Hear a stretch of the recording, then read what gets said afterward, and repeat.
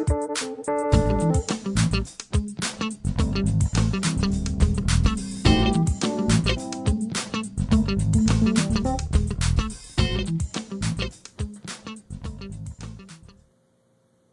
day. I am your host, Attorney Anthony Reeves, so let's go ahead and get to your questions.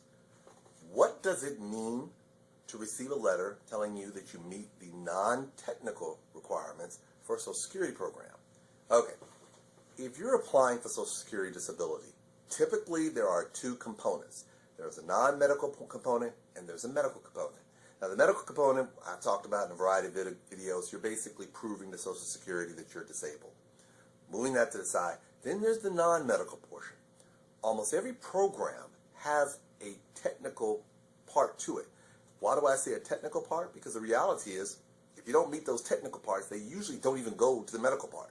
For instance, let's assume that you want to apply for disability benefits based on the time you paid into the Social Security system. Well, let's say you didn't work as much as you think and you didn't earn what we call quarters of coverage. So out of nowhere, you get a letter that says, you failed to meet the non-medical portions because you don't have enough quarters of coverage. What does that mean? That means they don't care how disabled you are. You don't qualify for the program because you haven't paid enough into the system. That's a non-medical portion.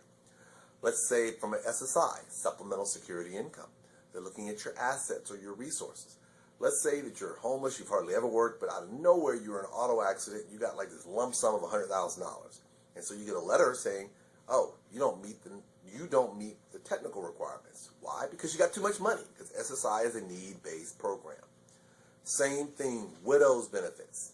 They look at it from the technicality standpoint of, were you married to the individual, how long you were married to them, what's your marital status now, and there's a window, I believe it's either 9 or 10 years after they pass, plus being over the age of 50 with a disability. Do you meet all those criteria specifically? So when you receive a non-medical portion, they're basically telling you of the two parts of the program, if they're usually going to either one tell you you don't satisfy one or you don't satisfy the other.